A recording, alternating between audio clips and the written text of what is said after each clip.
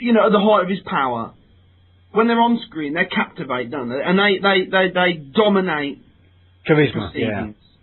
Charisma, you got it. They just drip with charisma. And no matter what they're actually doing, you're kind of engaged. I know what you're saying. Just give an insight. He sounds like he was adequate. He was adequate. And in fact, that's a great word. That's a great... I mean, again, we're going down this same path again where you haven't seen the film and you're actually reviewing the film better than you normally would. He was adequate. But I want to go back to the songs, Nathaniel, if I could. You must remember the hits. I don't remember the hits. I've never heard of NSYNC. I Want You Back. It's Gonna Be Me. Bye, bye, bye. No, you're definitely making this shit up. I can hear. No, no, these are real songs. I've been working with you long enough now, Richard, to know that I can hear that sarcastic tone in your voice. You've never heard these songs, and you're just making shit up to try and be entertaining. All the songs, Nathaniel, they're beautifully rendered, and they all sound totally different. I want you back. I want you back. That's one of them. Is she? It's gonna be me. It's gonna be me. That's another one. Yeah. Bye, bye, bye. Yeah. Bye, bye, bye. Oh, actually, yeah, it's going back to me now, yeah. They're brilliant. Go on YouTube, Nathaniel, when we're done. Go and listen to them. I must make a point of looking it up. They're absolutely brilliant. Now, interestingly, the video to Bye, Bye, Bye, it features the band. There's 5 of them. Justin Timberlake's the lead singer. Yes. It features the 5 of them kind of suspended on the strings of a puppeteer, like marionettes.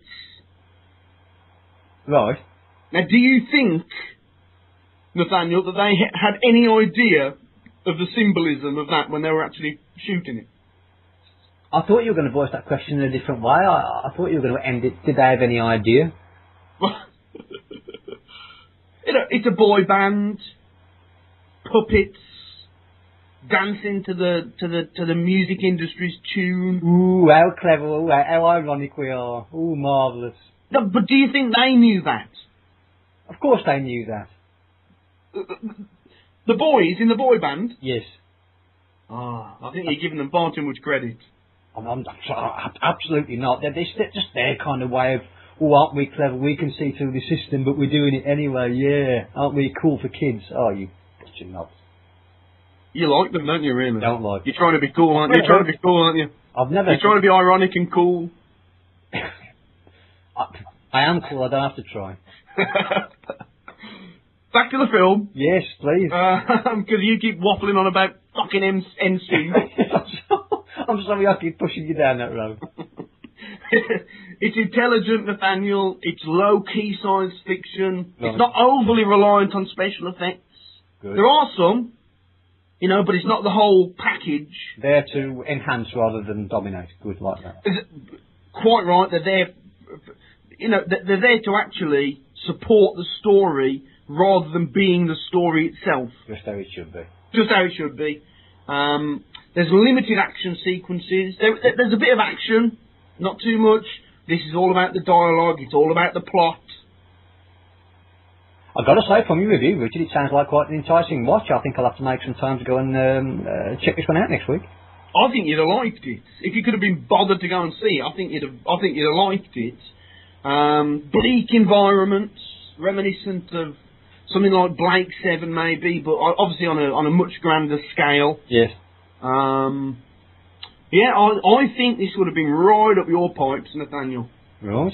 I really do. I'm going to give it 8 out of 10. 8 out of 10, good mark.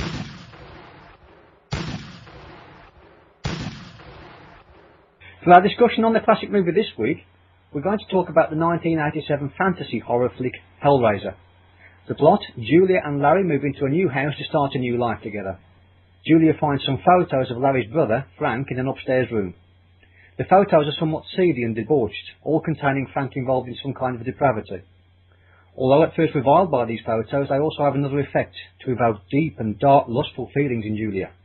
She becomes obsessed by him, fantasizing regularly about having sex with him.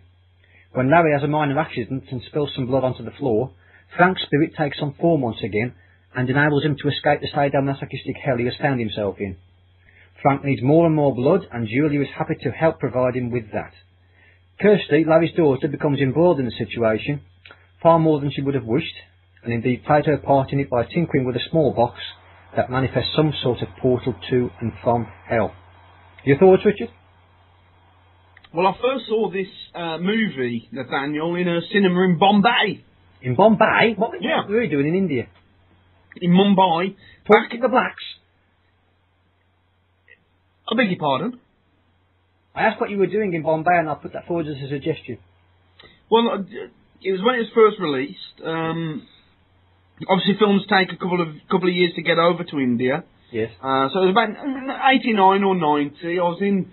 They call it Mumbai now, don't they? But it's Bombay.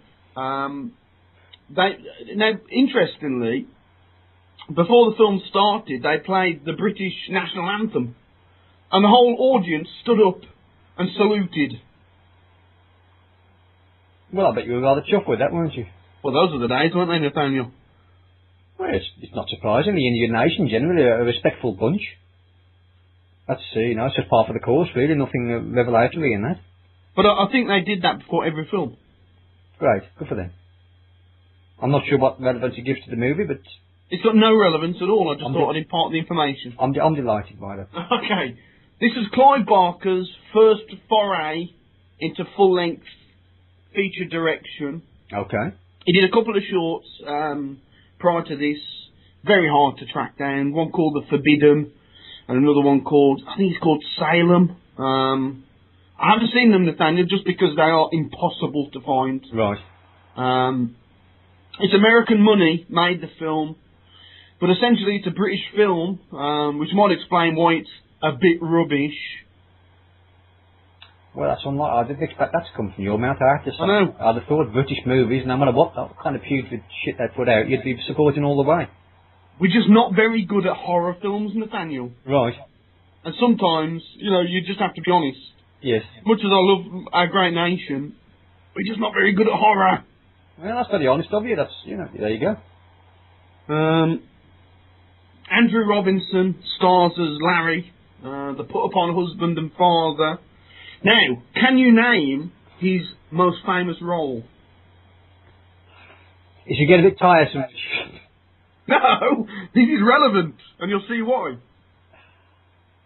This level of humiliation, I don't think I'm tolerated any longer. I'm going to give you a clue, Nathaniel.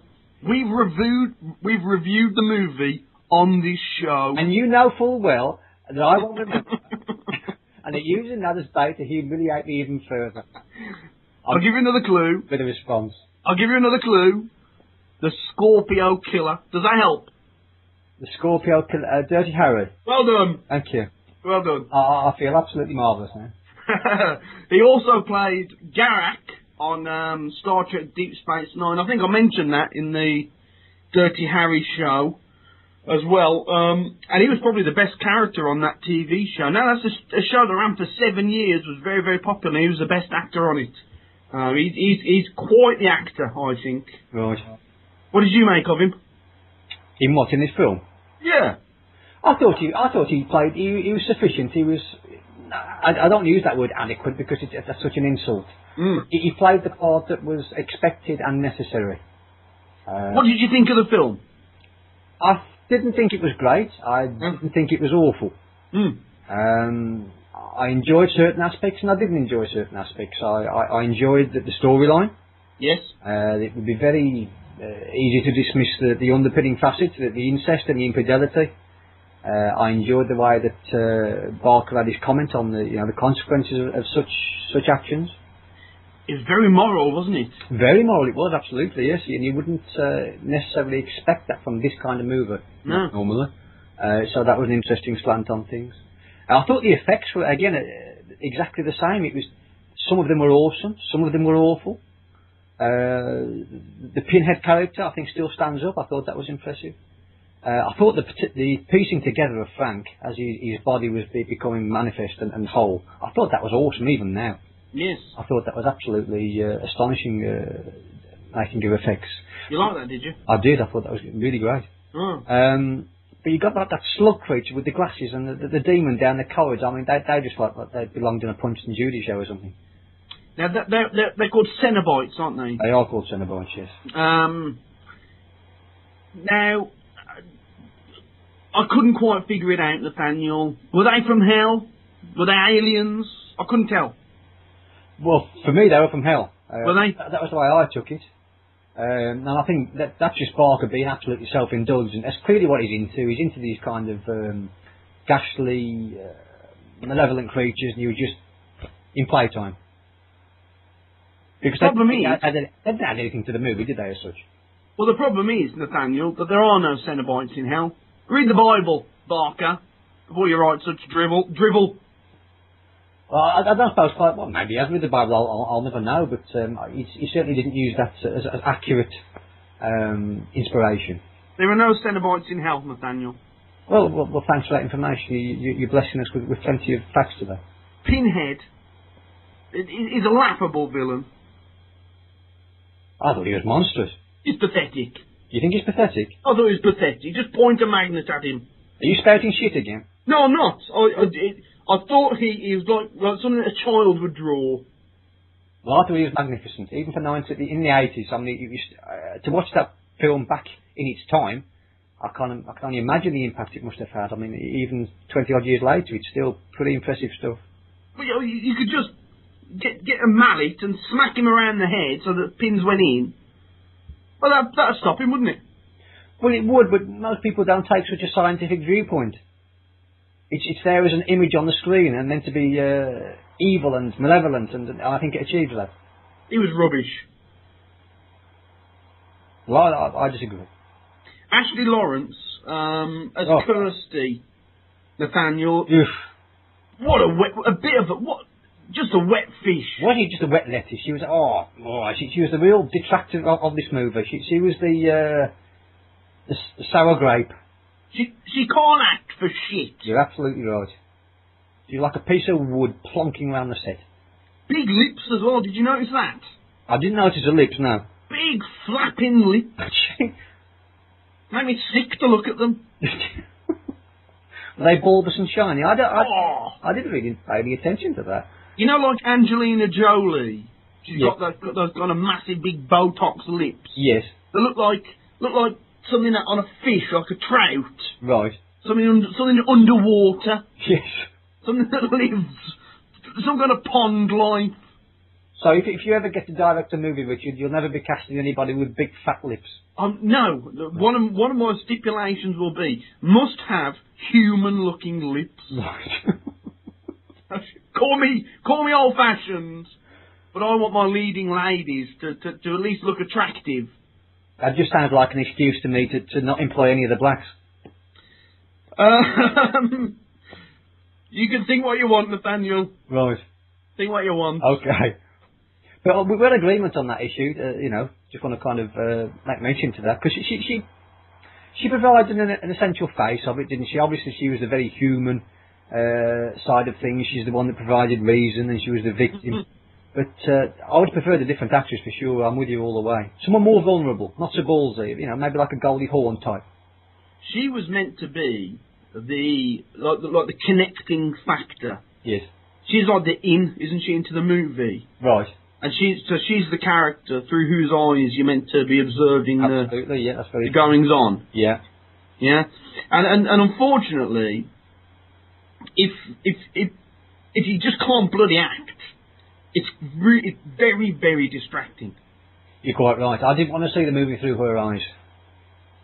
Now Julia, on the other hand, Larry's cheating wife. Yes. Oh, now then. Magnificent.